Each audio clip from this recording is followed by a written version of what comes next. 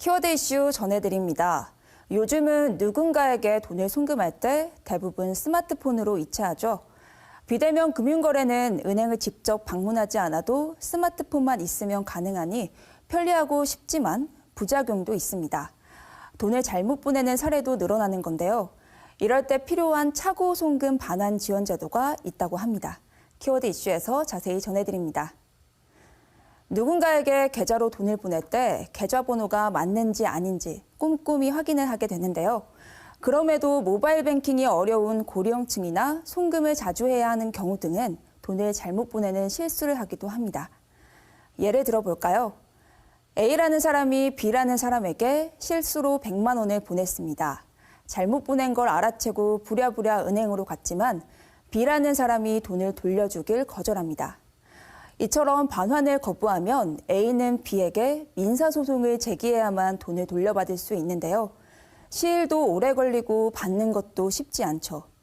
실제로 2017년부터 5년간 잘못 송금된 돈은 카카오페이나 네이버페이 등 간편 송금으로만 쳐도 5만 5천여 건, 약 129억 4천만 원에 달합니다.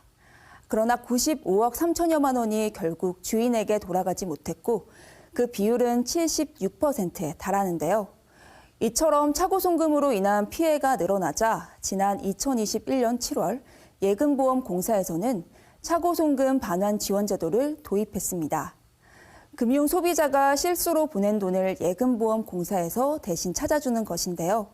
상한액은 최대 1,000만 원까지였다가 올해부터 최대 5천만 원으로 확대됐습니다.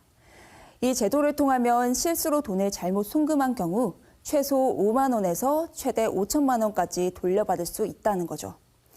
앞서 B씨에게 100만 원을 잘못 송금한 A씨, 예금보험공사를 통해 차고 송금 반환 지원 신청을 하면 돈을 돌려받을 수 있겠죠. 만약 B씨가 그래도 돌려주지 않는다면 어떻게 될까요?